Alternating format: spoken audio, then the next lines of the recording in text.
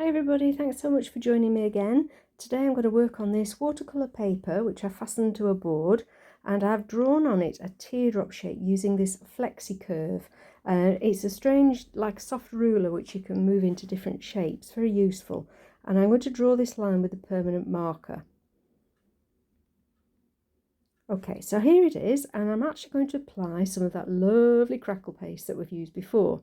It comes in two parts, and I'm just going to put it across the centre of that teardrop. So the first layer is a sort of undercoat, and you just apply it with a nice soft brush, plenty on, and then you have to leave it to dry for a little while. You have to follow the instructions on the box, and then I've applied the thick paste over the top, and as you can see, it's actually given us some lovely crackles. Now, first of all, I have mixed some buff titanium with some titanium white paint, and I'm just going to brush this at the base of that crackle paste, slightly darker colour towards the base, and then I've softened it down with the white. And now I'm going to use a mixture of these delicious acrylic inks, and we're going to do something a little bit fun, hopefully. And this is a bit of an experiment. As most of you know, I like doing experiments. So first of all, I'm going to wet the top section of this teardrop just with clean tap water, and I'm using a soft watercolour brush just to cover that water everywhere, right the way down on top of the edge of that crackle paste. Okay, now I'm going to go in with one of my favourites. This is Turquoise. This is a Liquitex one, and it's so beautiful. So I'm going to drop it on, let it run into that water a little bit, stand it up so we can let it run, and I'm just using a flat brush just to take it into the edges. And next we've got this lovely ultramarine blue, dropping a few bits of that in, and again I'm just going to soften it down, bring it right down, a little bit more water just to help that to flow.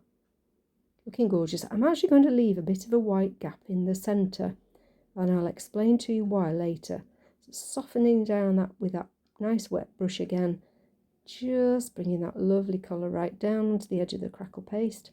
Then I'm going in with indigo blue. Ooh, it looks dark, but actually it will mix with the other colours, and we'll see the result later on. A little bit of sap green in there, and then I'm using a small pen spritzer. I don't want to use my usual spray because I don't want it to go all over the paper. I'm now just tipping and watching that ink move. Again, careful to leave that gap in the middle. And now we'll tip it the other way. I love how the blue and the green have mixed together. Fabulous. Now I'm going to bring it down onto that crackle paste, again just with clean tap water. Help that ink to flow, and I'm going to use some white ink right at that bottom. Now the white ink is very opaque, which is quite useful. It blends with the colours and makes something interesting, but it's nice on its own. So we'll put a few little layers, little lines of that, just to create a little bit of an edge there. And I'm just going to drop in a little bit more of that ultramarine, just in a few places, just to get it going. A little bit of pop of colour. Because it's on the paste, it will actually soak in. So it looks bright to start with, but it will actually dull down.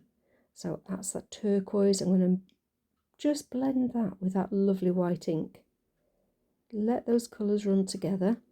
Don't be scared. We can always go over the top. That's the beauty of acrylics. And we'll dab out some of the colour as well. A little bit strong in some areas, so I'm just going to lift it out with a piece of kitchen towel. Just take it out. And we can actually make some texture as well with that tissue as we're dotting. There we go, dotting into that white area. Softening down again with a little bit more water. I want a nice soft edge. And now I'm using one of these sponge daubers. It's really useful. They're sold as sort of hardware products, but they're great for working with art. So you just get the sponge, put the paint. This is actually titanium white paint. Brushing it down, and I'm brushing it forwards and keeping the shape of the teardrop. And let's bob a little bit more on the top here. I think getting the idea now of this sort of very abstracted seascape. I have a little bit of froth going on up at the top, and I've brushed it in.